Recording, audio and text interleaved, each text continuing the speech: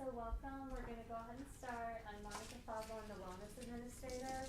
So if you're here in the room, please sign in the back so that I can record your attendance. If you're on the internet, please either email me or type your name into the YouTube chat box so that I know that you're here. So we have Dr. Amanda Woodworth here today, and I'll let her introduce herself and begin her presentation. Hello, I'm Dr. Amanda Woodworth. I am the Director of Breast Health for Drexel. I've been here for almost 2.5 years now, and was previously in practice up in the suburbs for over 3 years prior to that. But I'm a fellowship trained breast surgeon. So what does that mean? That means I treat not just breast cancer, but all breast diseases and problems with the breast. I kind of consider myself the primary care of the breast. So if there's a breast problem, I'm your woman. Today, I'm actually going to be talking about breast cancer screening and risk assessment. So not actually surgery. Very, very few times I actually talk about the surgery part of things. It's really everything else that leads up to it that really a lot of people are confused about, that I'm here to clarify some of that for you.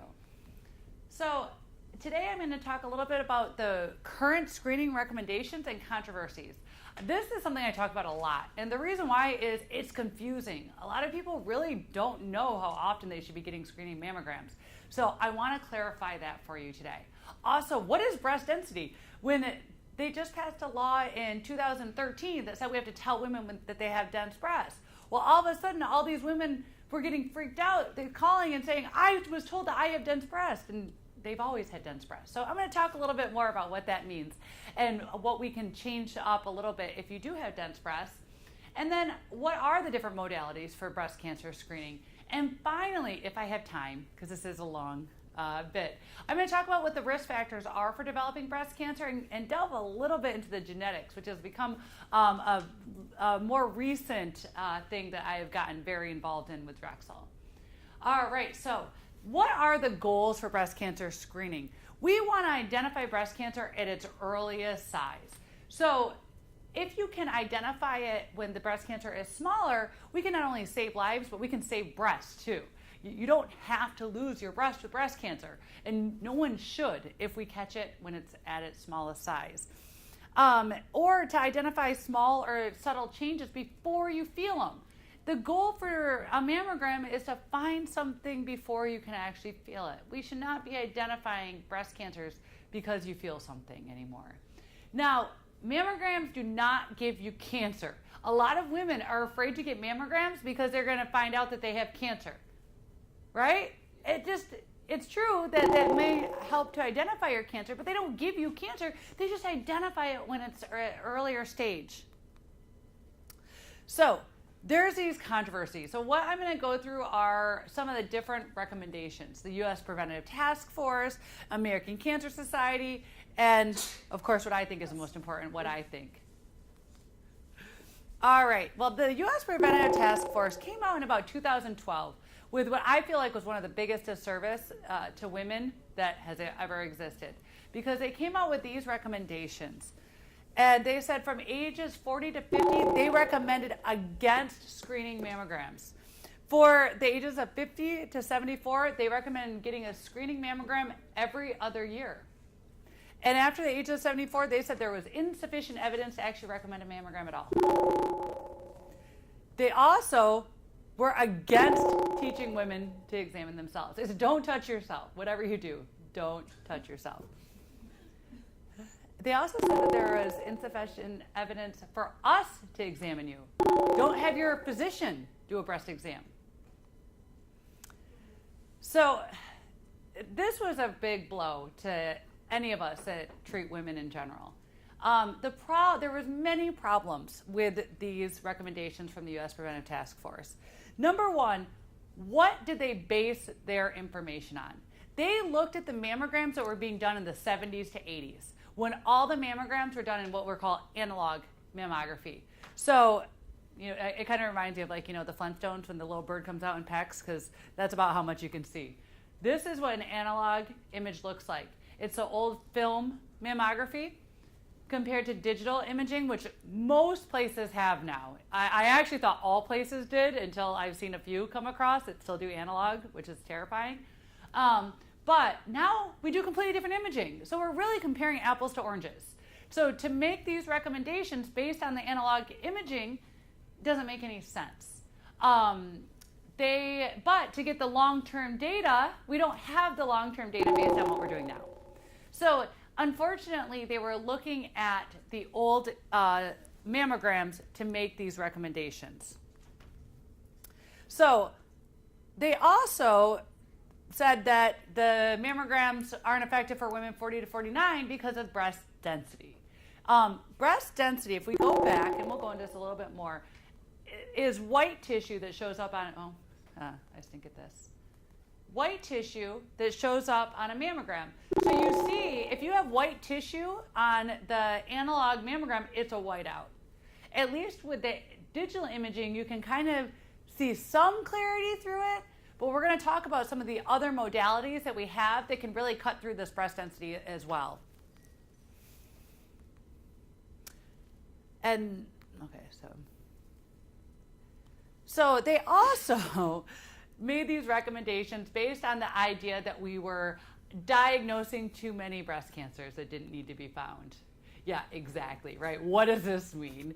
What's a breast cancer that doesn't need to be found? Well, every woman that I know who's had breast cancer says their breast cancer needed to be found. I don't know any woman that says their breast cancer that doesn't need to be found. But what they mean are those hormone-sensitive breast cancers, right? So the older we get, the more likely we are to actually develop breast cancer, and those are more likely to be the hormone-sensitive breast cancers. So their argument was that, well, you can only need to do the mammograms every other year because you'll still, those breast cancers will still be found. That doesn't make any sense because for the more aggressive breast cancers are going to spread in that time period you're going to miss and be diagnosing more women with metastatic breast cancer. But unfortunately, a lot of this all comes down to money. That they looked at the cost, which was looked at financial versus the savings. And that's where this came and said, well, for the number of mammograms we're doing per year, it's costing too much money versus what we're saving down the road.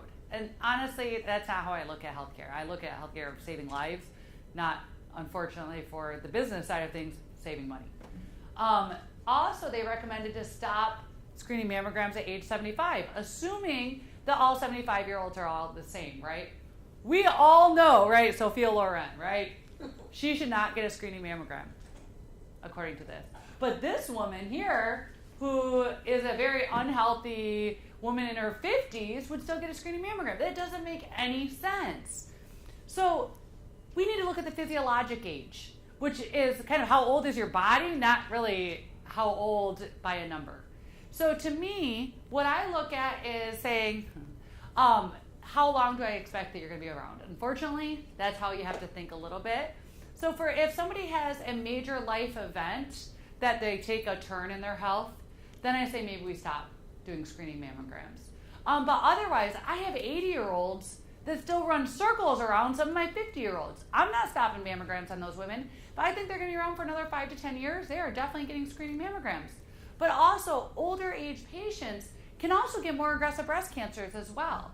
I have a patient, I still seen it, I diagnosed her with a triple negative breast cancer, which is the most aggressive form of breast cancer, at age 80. And she'd actually just retired from her second career as a docent for Philadelphia Art Museum. And we did the normal treatment. We did lumpectomy and removed it, and she did get chemotherapy. Since then, I moved to the suburbs. She still comes to town once a year, takes a train in from Bucks County to come see me, and then, does a tour all over Philly and enjoys it. So that woman, she's going to be around for a while still. She's going to be getting her screening mammograms no matter what. But you can still get a very aggressive breast cancer even in old age. So this is how I look at it. In the past, we said early detection saves lives. But now we say waiting 10 years saves money. That's what the task force was really looking at. So then we have the American Cancer Society. And this was frustrating because a couple of years after the U.S. Preventative Task Force came out with their recommendations, American Cancer Society kind of followed suit a little bit. They said from the ages of 40 to 45 years old, women should be allowed to obtain a screening mammogram if they want one. They said from the ages of 45 to 50, women should get an annual mammogram. So only for 5 years are we saying that you have to get a mammogram every year, which is bizarre. Because honestly, for the most part, cancer doesn't really care how old you are, and it's not like from the time you're 45 to 50, cancer says, yes, this is when I'm going to hit. Forget about it. That's not how breast cancer works. From the ages of 50 to 74, women should have mammograms every other year, but they can have it annually if they want one. Again, mammograms should continue while a woman is in good health. So they at least took away that over 75 thing. They were still against self-breast exams and against clinical breast exams. So, I thought I had signed this, but I don't. The problem is, nobody really wants a screening mammogram. If you go to a woman and say, hey, I want to squish your breast, do you want me to do that? They're going to say no, right? No one is like, please squish me. But they do look to us as physicians to give them those recommendations. And if we say, this is what you need, then they'll say, okay, I'll get squished, right? But nobody really, really wants to have that happen. And I feel that the American Cancer Society, they put too much on the patients instead of actually saying, hey guys, this is what we know is best for you. So it was really disappointing. Now, of course, this is what I think, and this is what I recommend. I actually go even way above what any of you guys have heard. I recommend a baseline mammogram between the ages of 35 to 39 years old. And then you start your annual screening mammograms at age 40, so meaning every year, until your life expectancy is less than 5 to 10 years. So why do I recommend a baseline mammogram? Well, again, a mammogram is not meant to find something huge that you can feel. It's meant to find a subtle change. So I have women that flood my office at 40, that they get their very first mammogram, and they are told that there is something abnormal, and they need to come back for a 6-month follow-up. Well, really, it's just, there's maybe a little bit of asymmetry between righty and lefty, which, by the way, there's always asymmetry between righty and lefty. We just don't know that that's what their breasts look like. So we have to do a short-term follow-up. If you have that baseline mammogram, you actually have something to compare to, so that we can kind of prevent that from being called back. And yes, insurances pay for this. Okay, that's the other thing with the task force guidelines. A lot of primary cares were worried that actually insurances were going to follow these rules. But for now, I need wood, they have not actually gone and said that they won't cover mammograms every year, or even a baseline mammogram 35 to 39 years old. And breast awareness, know your girls. So this whole thing about don't touch yourself, there was a couple reasons behind that. Number one, I kid you not, part of the reason behind this was that women can't handle it if they feel something. Also, part of some of it behind this was women can't handle it when they have an abnormal mammogram that turns out to be nothing. So kind of indicating that we're weak little creatures that can't handle if there's something wrong with us. I don't think I really need to tell you my thoughts on that one. But it's just appalling to me. But honestly, your breast exams don't work that well unless we're doing our breast exams that well, and vice versa. So I can't tell you how many breasts I feel in a year. I mean, honestly, I have no idea. It's ridiculous. It's a weird thing to say, but it's true. We were talking just on the way here. I actually saw multiple sisters in one day today, and in my head I'm comparing like, oh, well, you got your sister's breast, and you didn't get your sister's breast. Like, it's literally that. I have the weirdest experiences. But I can't remember your lumps and bumps from one year to the other. But when I examine you, I can say, hey, I feel this here. Do you feel this? And if you turn to me and tell me, oh, yeah, that's been there every year. In fact, you point that out to me every year. It works. But if you don't examine yourself, my exams don't work either. So the only way that both of those exams work is if we both do them. So I say know your girls. It's not just doing your monthly breast exam. That's all you have to do, by the way. You don't have to feel yourself up every day. I have some women, I got to talk them down. Just once a month. And ideally, examine yourself not when you're on your period or the week before, because that's when you're the most, lumpy, bumpy, most tender. Do the week after your period, when all those hormonal changes are done for that month. But also know what they look like. Know if there's, is one nipple flattened or is one nipple inverted, or notice that. So if there's any changes that you can bring it to someone's attention right away. That's the way that this works, and that's the way that we can catch things earlier. I can't tell you how many times I've actually seen women that come in because one breast is larger than the other, right? And I'm like, first of all, one of the things I always do in an exam woman is point out which breast is larger than the other, because there's I think maybe 3 times a year, I'm like, wow, you're symmetric. Like, that's it. Most women have one breast larger than the other. But when they get a family member that was diagnosed with breast cancer, or a friend that was diagnosed with breast cancer, they actually look at themselves for the first time ever. And then they're like, oh, my left breast is larger than my right breast? Obviously, I have cancer. And I'm like, no, you probably were always like this. You just never knew what your girls looked like. So know your girls. There we go. All right. Any quick questions about screening? Because I'm going to move on to dense breast tissue. Good? Okay. Dense breast tissue. So dense breast tissue is normal. I kind of alluded to this before. The only difference is now that we have to just tell you that if you have dense breasts. So all young women have denser breast tissue, right? So all ladies in the room, we all know when you were younger, they all sat up here, right? And as you get older, I call it the gift of gravity, but you don't have as much dense breast tissue. Well, that's just dense fibroglandular breast tissue. That's what gets active when you're breastfeeding and all that stuff. That's normal. And that's also why we don't recommend mammograms annually when you're younger, because it does make mammograms not work as well. The dense breast tissue shows up as white, like I talked about, but so do masses. So it can mask. If you have really, really dense breast tissue, it can mask if there are any masses. So you see right here, this is a mostly fatty replaced breast tissue. So it means that most of the breast tissue is this gray. So if there's white in there, it's gonna stick out like a sore thumb. For these women, mammograms are awesome. They work perfectly for you. For these women, it works pretty well too. There's just these scattered fibroglandular densities. I mean, if you have a white mass in there, it's gonna show up.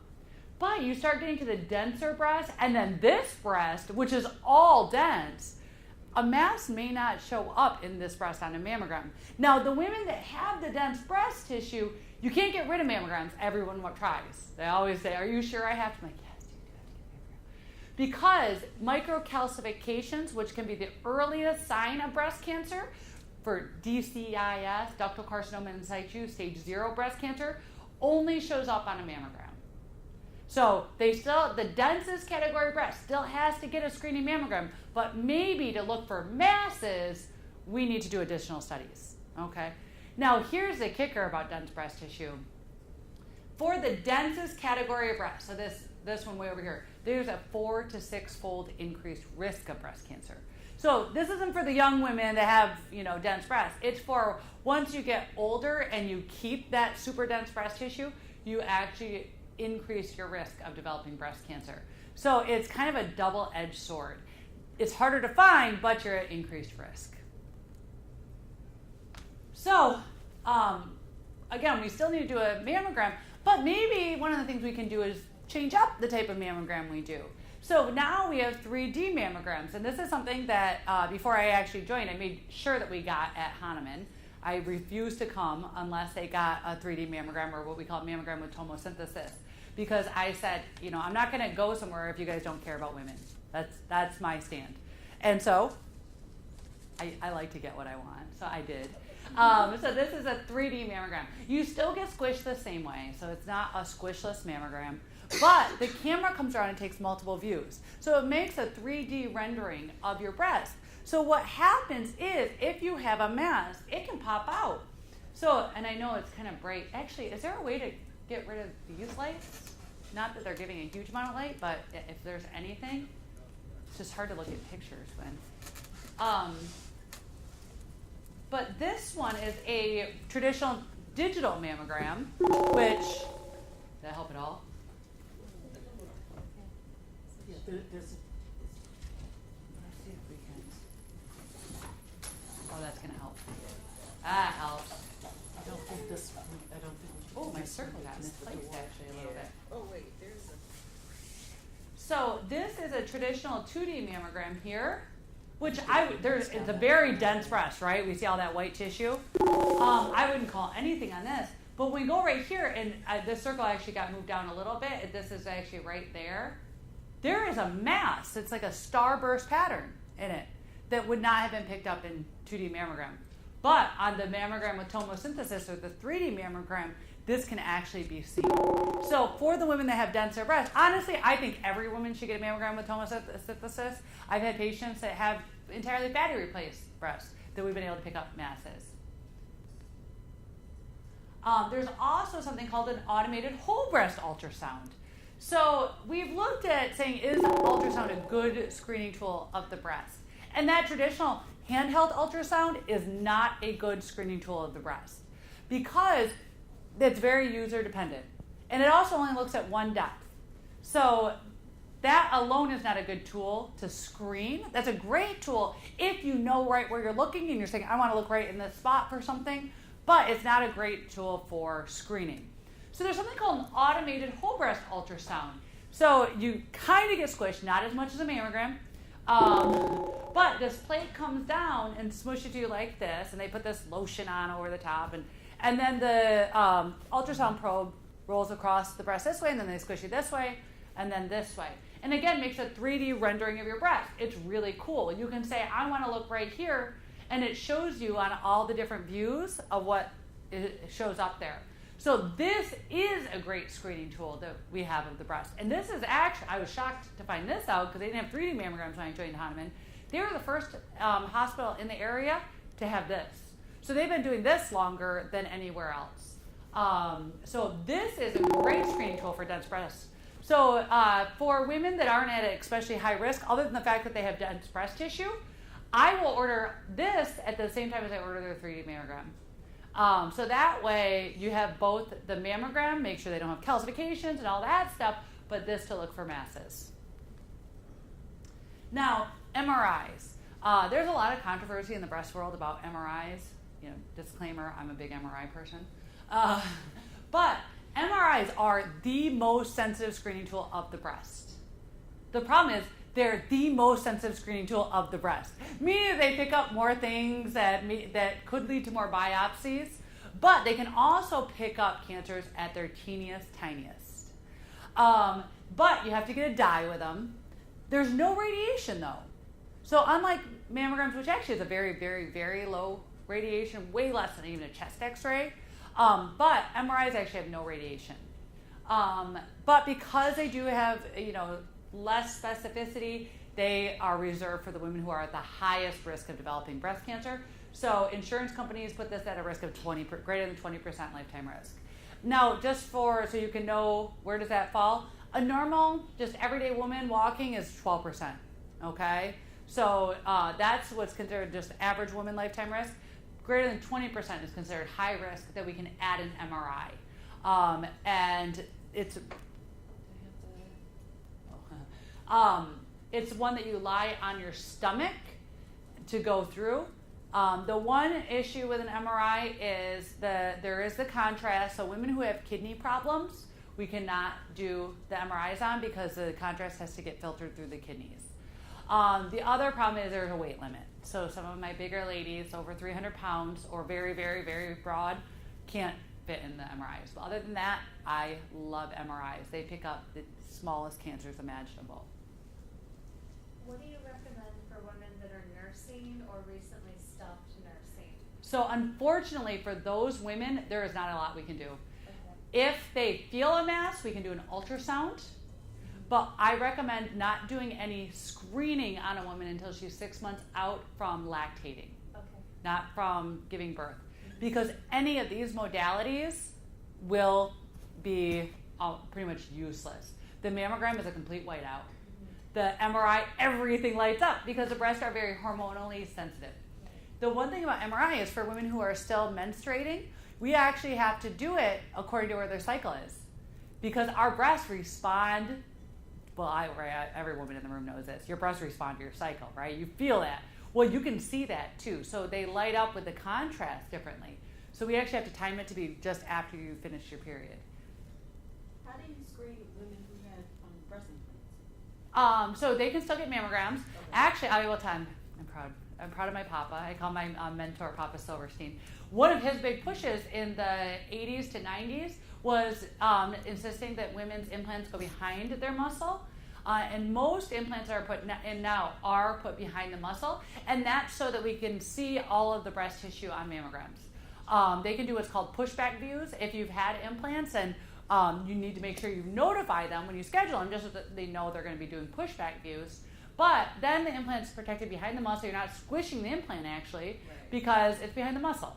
But also, you aren't having breast tissue wrapped behind it, okay? Now, if there's a woman that there's a concern, with an implant, it's kind of, I use it as an easy way sometimes to say, I need to rule out implant rupture to get an MRI, because the MRI also works very well in that situation. So tips for annual mammograms. So again, nobody likes getting a mammogram, right? So if men had to get mammograms, they wouldn't do it. Or, penilograms. I have another question, and if you could repeat it back. Screenings, recommendations for someone whose mother had breast cancer, and grandmother, maternal had breast cancer twice, and it was a coincidence. So I'm going to actually stop you right now, because the back part of this is all about like genetics and that sort of stuff. Okay? So the question was about basically high-risk women. I'm going to get there, I promise. I think. We good on time? Yep. Okay. All right, yeah. So again, no offense to our one guy in the room, but wouldn't happen if we had to. All right? So here's tips for annual mammogram. This is me. This is when I was getting my mammogram. Notice I wear a dress almost every day, not this day, right? Because when you go to have a mammogram, you really only need to remove everything up top. If you don't have bottoms, then everything is up, and you end up like this girl. It's like this, right? You're walking through the halls like that. You feel like a breeze. You're like, it's uncomfortable. Don't wear a skirt, or don't wear a dress. Wear a skirt or jeans. So don't wear deodorant. The reason is this can actually mess up the machines. But a lot of women are like, I'm going to be stinky. Just bring some with you. It's not that hard. So I also recommend making it a fun annual event. You're doing something for yourself. So a lot of people I know will go with their girls, right? They'll be like, we're going to go to go for brunch after it. Say breast brunch. Schedule a mani or a pedi. Don't make it a task. Make it something that you look forward to. Maybe that's a day that you deserve to have a half day of work, right? You go get your mammogram, and then you go get your mani-pedi. I'm all about spoiling yourself. All right, I'm going to move on to the increased risk stuff. Any questions about that stuff? Breast density and screening? Okay. So increased estrogen exposure means an increased risk. So, I am on the academic side. So this is what the estrogen molecule is. So what does this mean, increased estrogen exposure? So whenever you come for your mammogram, or if you come to my office, we ask you all these questions. Why? Because what we're really trying to figure out is, did you have a lot of exposure to hormones? Were you young when you started your first menstrual period? That is starting your exposure to hormones young. Did you have a late age for your first child?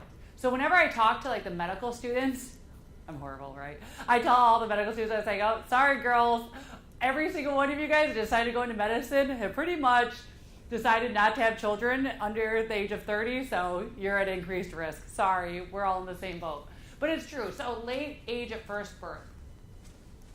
Older age of onset of menopause. So late onset menopause. Again, your body's being exposed to hormones for longer. Hormone replacement therapy. It used to be that when women would go through menopause, because apparently that's disease. Right. What a natural process. It's a disease that we must fix. People were put on hormones immediately. Or if you had a hysterectomy, you were just on hormones for the rest of your life. And then we learned that, this puts you at increased risk for breast cancer. What we've learned as far as, especially for those women that have that go through menopause early because of a hysterectomy, that after 5 years on hormone replacement therapy, there is no further benefit to bone or heart health. So for those women that have a hysterectomy at a young age After 5 years, you've already derived all the benefit. So now all you're doing is accruing your risk for developing breast cancer. And what do you consider an older age for menopause onset? So over 55 is definitely considered older, but even over 50 is Okay. starting to be, 50 is considered normal. Oh, I'm sorry, should repeat that back. What's considered an older age onset of menopause? So 50 is considered kind of a normal age. Once you go beyond that, that's a little bit later onset of menopause. Earlier than that is considered early onset menopause. Obesity. People think I hate fat people. That is not true. But I know what happens because of it. So, I'm trying to remember my slides. I just made these. You'd think I'd remember. No, I do actually go into this. I'll go into this right now. All right. So, when you are premenopausal, the main place that you make hormones is your ovaries, right? We all know that. So that's why I have women that look at me all the time and be like, what do you mean? I don't make hormones anymore. Not true. So let's talk about what happens in the postmenopausal state. Once you've gone through menopause and these ovaries aren't working anymore, then your body is making hormones in the adrenal glands. Okay? So these little teeny tiny guys that sit above your kidneys. And then elsewhere in your body, there's this hormone called aromatase that converts those non-functional hormones into functional hormones. Guess where is the biggest producing factory for this aromatase? What's that? Breast. No, fat. Mostly that fat that sits around the middle. Yeah, yeah. So that's why I'm always lecturing about this, because that aromatase then converts those androgens, which are those non-functional hormones, into estrogens that then can affect the hormone-dependent cancer cells and allow them to multiply and divide. So that's where the obesity comes into play when increasing risk of breast cancer. Now, the majority of breast cancers that occur are sporadic. I mean, there's not family history. They just happen. We don't really know why. About 15 to 20%, there seems to run in families, but we can't really identify a gene. But in about 5 to 10% of women, we can actually identify a gene that puts them at increased risk for developing breast cancer. So let's talk very quickly about genetics and cancer risk. So in the old days, and when I say old days, I mean like all of 5 to 10 years ago, and even still to this day, all we tested for was BRCA1 and BRCA2, the breast cancer genes. Problem is now, guess what? There's a lot of other genes that are associated with an increased risk of breast cancer. So just testing for those genes doesn't make sense. It's like, great, you don't have BRCA1 and BRCA2, but what about all these other genes? So this is what we call panel testing. So if you do have a family history of breast cancer and did have BRCA testing in the past, I would talk to whoever tested you before, because you may be a candidate for additional testing of these other genes, what we call panel testing. So why should we test for genetics? Well, to determine what is your risk of developing cancer. It allows us to determine actually what screening you need and what's the best way that we can actually reduce your risk. And then also, for those women that are really, really stubborn, they usually love their children a lot. So I'm horrible. I'll actually use that, because I'll say, well, if you don't want to know for yourself, what about for your children? Because your children are going to always wonder someday, did they get a gene from either their mom or their dad? And you can actually help them by identifying to see if you have a gene. So, who qualifies for genetic testing? Or on the same realm, who's considered high risk? So this kind of goes with our question was before. So any individual that is diagnosed with breast cancer under the age of 50 years old is automatically qualifying for genetic testing. Anyone that's had ovarian cancer at any age qualifies for genetic testing. Pancreatic cancer just got thrown into that, saying anybody that's been diagnosed with pancreatic cancer qualifies for genetic testing. Male breast cancer. Any man that has breast cancer automatically qualifies for genetic testing. if you've had a breast cancer or a high-grade prostate cancer and you're Ashkenazi Jewish, you qualify for genetic testing. So I'll just talk about this real quick. Ashkenazi Jewish, it's wonderful. I love this. I have a million Jewish patients. I say, are you Ashkenazi Jewish? They're like, no. Are you Sephardic Jewish? No. Most of the Jewish individuals that live in this country are Ashkenazi Jewish. So Sephardic Jewish is Middle Eastern Jewish. Everybody else from like European Jewish is actually Ashkenazi Jewish. So the reason why that's a big deal is because that's actually who we first learned about the BRCA mutations in, but actually 1 in 40 to 50 Ashkenazi Jews actually carries the BRCA mutation, compared to 1 in 400 to 500 of the rest of the population. So that's huge. So that's why you'll always see that thrown in there, that question, are you Ashkenazi Jewish? We're not, trying to just label you. We actually need to know because you're at much increased risk. So if you've had breast cancer or Ashkenazi Jewish at any age, you qualify for genetic testing, or high-grade pancreatic cancer. A triple-negative breast cancer under the age of 50 years old. This is being put up to 60, and eventually that will be turned to just any age for triple-negative breast cancer. Because we know that the triple-negative breast cancers, the more aggressive breast cancers, tend to be associated with more genetic mutations. So if you've had 2 breast cancers, but some insurances say that the first one still has to be under the age of 50. So again, we love insurances, right? They tell us what we can and cannot do a lot of times. But if you've had one in both, or if you've had it in both breasts, you should qualify, but definitely if you had one before the age of 50. And breast cancer at any age and at least 2 close relatives, meaning first or second degree relatives that have had breast cancer, then you qualify. So I'm hoping most of the women in this room have not had breast cancer. Most of those are online have not had breast cancer, but they've had family members have had breast cancer. Any close family member, first or second degree relative with any of this, you will qualify for genetic testing. Okay? So this is, and so again, that also includes, we throw prostate cancer in there.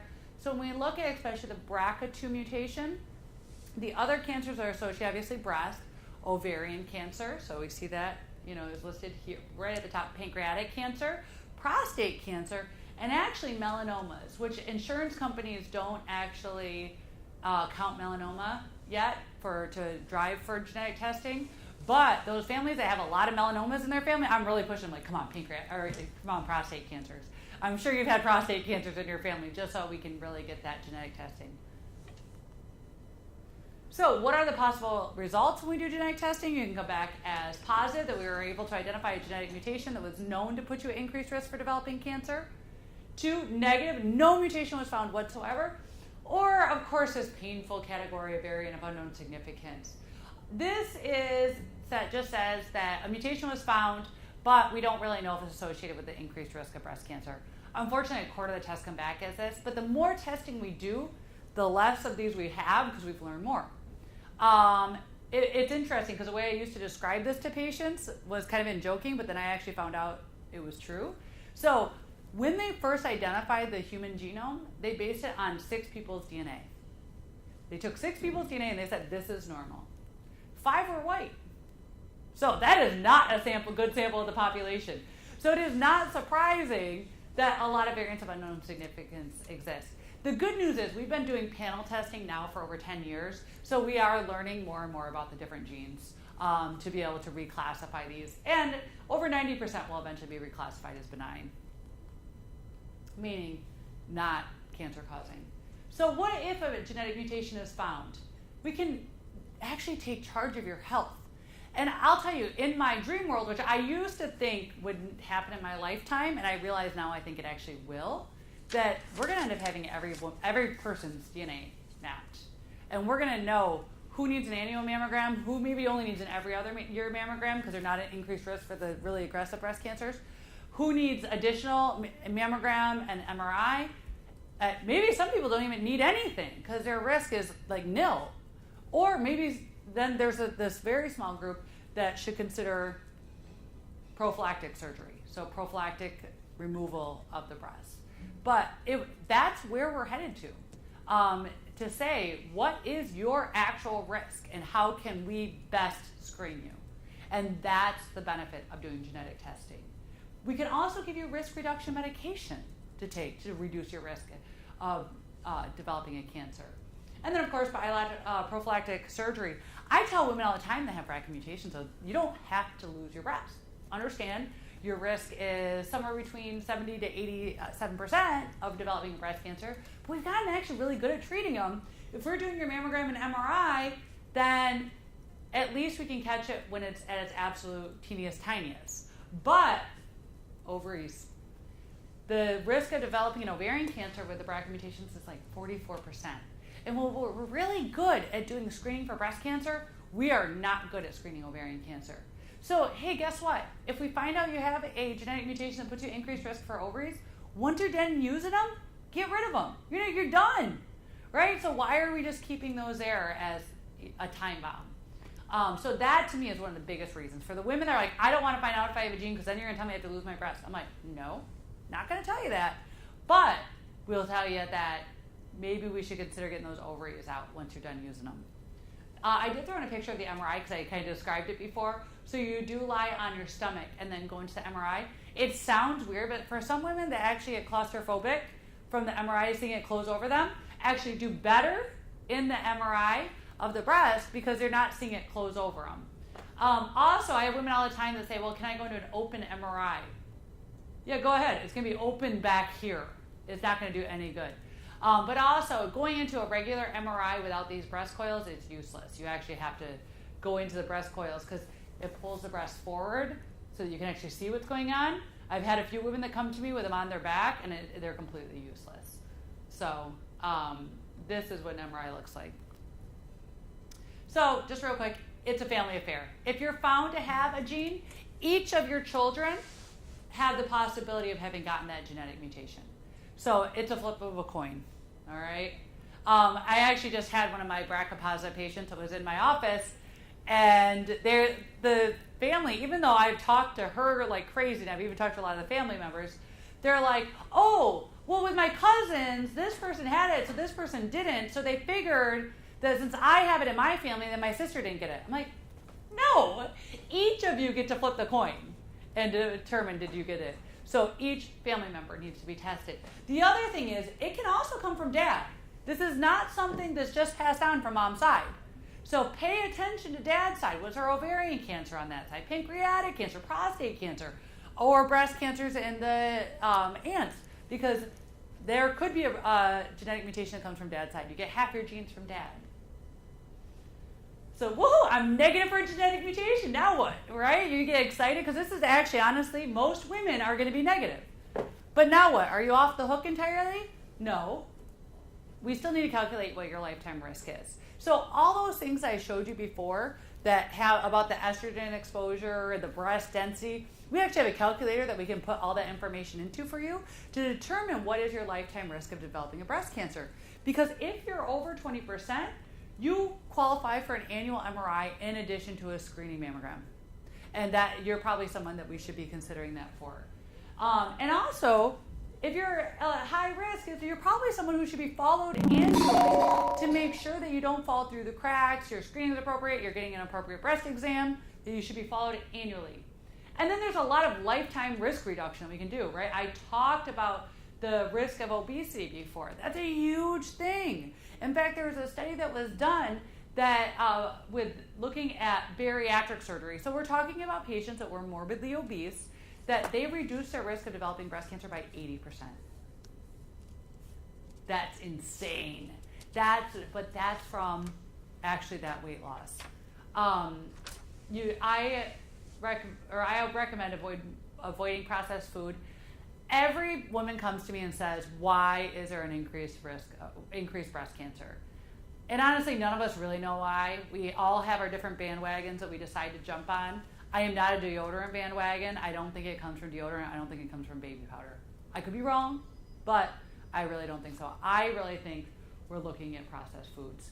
So more and more our food doesn't really represent food, and it goes through a lot of chemicals to get to be to us. That's where I kind of think that we're probably exposing ourselves, not just to risk for breast cancer, but other cancers as well. Now, beyond just what I think, this is what I know. There was a study that was done that looked at exercising at least 2 hours a week can help reduce your risk of breast cancer by 18%. that is huge. That's just 2 hours a week. So if you needed some motivation to actually get to the gym, I hope this can help. And so we were talking about working towards a healthy body weight and de-stressing. I mean, it's amazing the number of women that come to me. They're like, I always knew I was going to get breast cancer. I was like, why are you walking around being like, when am I going to get hit with breast cancer? We do know that stress lowers your immune system, right? And we need our immune system to kill abnormal cells. So if you're stressed all the time, you're not killing those abnormal cells. So that can put you at increased risk of breast cancer. So summary. So I still recommend annual mammograms starting at the age of 40 with a baseline mammogram between the ages of 35 to 39. Stop screening mammograms when your health takes a turn.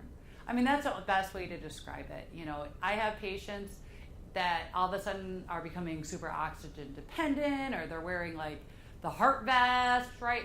Maybe you don't need to take the heart vest off to get your mammogram. That's all right. Keep that heart vest on. Probably keeping it on is going to do much longer life expectancy than the screening mammogram at that point. If you're dense breast tissue, consider getting that automated whole breast ultrasound or an MRI if your lifetime risk is greater than 20%. 'Tis the season for family. Talk to them. Find out what your family history is. It's amazing those families that like every woman got their breast removed, but no one had cancer. It's ridiculous. Talk to your family. Find out really what your risk is by talking to your family and knowing what they had. And if cancer is run in your family, consider genetic testing. Now is the time to get healthy in body and mind to prevent breast cancer. Shameless plug. See, I'm doing something about it too. So I started a high-risk clinic, actually. This is where I ran from right now. I got to run back to.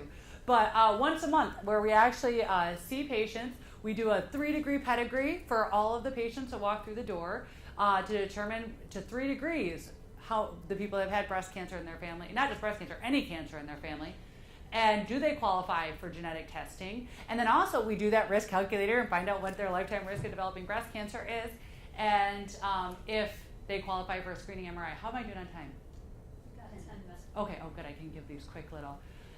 We've had amazing successes since we started this, and we've only been doing this. How long have we been doing the high risk clinic? I'm trying to even remember. 14 months. Okay, we just had 2 cases back to back. These both women, super dense breasts, right? Came to normal mammograms, very concerning family history. Both of them qualified for genetic testing. Both were negative. Both qualified for an MRI. The first one had this just funny looking, it wasn't like a blatant cancer at all, but looked funny in the MRI biopsy. It had some atypical cells. With her atypical cells and all of her other risk factors, even with negative genetic testing, her risk of developing a breast cancer was 67%. And I said, well, we still need to take this area out and make sure that there's not a cancer associated with it. But even if there isn't, we need to talk about putting you on a risk reduction medication to lower your risk, because 67%. She's like, I don't want to be on that medication. Like I just know, I've already read all about it. I don't want it. I really want them removed. And when we removed them, guess what? I found actually stage 0 breast cancer in her other breast, and she had atypical changes throughout that breast. So we actually caught her cancer at its earliest possible stage, and she is not someone who I ever would anticipate developing a breast cancer now in the future. The other lady had same exact situation, normal mammogram, dense breast tissue, did a MRI, picked up a little 3-millimeter focus of enhancement. It was biopsied, and it was a little 2-millimeter piece of an invasive lobular cancer. That's actually the type of cancers that you always hear women say, I had a normal mammogram, but then I felt something. That's a lobular. I call them the ninjas of the breast. They hide out. They don't like to be seen until they're all over you, meaning you can feel them. And remove that area. That was all removed actually with the biopsy. 2-millimeter invasive lobular. It's the smallest lobular I will ever hear about, because we had an MRI on her. I just saw her 2 sisters today. They're all coming to the high-risk clinic now because they've realized that having that tailored medicine to them, that it can actually help save their lives, in which they've lost a sister to breast cancer already. So this is what we do. We offer a personalized risk assessment, genetic risk assessment. We do pre-test genetic counseling. If you want genetic testing, you don't have to. We go through the whole counseling. There's some women that say, I don't want it. I'm not ready for it. But if you want it, we do the genetic testing right then and there. It's just a quick blood test. We bring you back and we talk about those results. And then we determine what is a proper breast screening based on your risk. And then we bring you back on an annual basis for an exam, a review of your imaging, see if there's anything that's changed in your family, and if anything else is needed. And then, of course, we order your annual imaging. Most primary cares and OBGYNs do not like to order breast MRIs because they get them denied all the time. So I'm pretty good at getting them. I know all the keywords. This is my little guy. Questions? I know, right? I think you end up seeing pictures of them all the time, but I love it. Does the discovery of a genetic mutation change at all the timeline at which you should start getting mammograms? So the question is, does the identification of a genetic mutation change the timeline of when you should get a screening mammogram, or screening in general? And the answer is yes. The recommendation, so if you're found to have a BRCA mutation, you start doing annual MRIs at the age of 25. And then starting at the age of 30, you add in your mammogram, so you get an MRI, 6 months later mammogram, 6 months later MRI, so on and so forth. So yes, we definitely do. And again, if you're found to have a genetic mutation, you will automatically qualify for a screening MRI for the rest of your life. So that's something, we don't have to worry as much that we're going to be battling with the insurance company every month or every year to get your screening MRI. His name is Otis.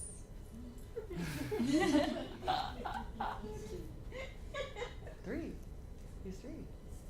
Yeah. Anything else? Yes. My question is actually for people who already have breast Mhm. cancer. Like, what do you recommend, like, after everything's done? Because I'm a breast cancer survivor. Congratulations. And thank you. And it'll be 5 years in March. But I kind of feel like now, like, the only one person that seems to kind of be interested in what's going on with me now is my radiologist, my oncology radiologist, because I go see her once a year. She checks me out. We talk, but everybody else is just like, "Oh, you're done," and I'm like, "Okay, I believe that I'm done. My body might not believe that I'm done." So I don't know what I'm supposed to do. I'm kind of like, hanging out there. Right? Yeah, I know, and that a lot of women are in your same exact position. Really, what we would recommend, if you've had breast conserving therapy, so you still have a breast on that side, then I recommend a mammogram every 6 months for the first 2 years, and then annually after that. So you're already past that.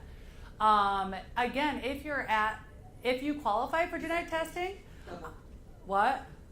Oh, then you don't need you don't technically have breast tissue. Right. So you actually don't need to have imaging. Now, of course, if there's some concern at any point, you need to bring it to someone's attention. Mm-hmm. For myself, same thing is I will usually see someone for 5 years. So you just hit that huge milestone, which we're all like, yay, congratulations. You're like, now what? Yeah. The biggest thing is this risk reduction stuff that we talked about. Because if you were hormone sensitive, that aromatase, right? Does that sound familiar then when we put you on the aromatase inhibitor? A lot of times they'll put you on something called anastrozole or Arimidex, something that blocks that hormone or the aromatase. And that's to try to stop the conversion to hormones. So lifestyle. You are still considered at a little bit increased risk just because you've had a risk of breast cancer, but it is actually very, very low. I'm always more than happy to follow someone like that in the high-risk clinic. But as far as needing to have like the annual visits with this person and that person, you've kind of gotten past that, which is good news, but it also gets very scary. You're released. You're like, what, into the wild? Like. Thank you. You're welcome. Was there anything that came from online? No. All right. Thanks, guys. Thank you. Have a wonderful rest of the day and holidays.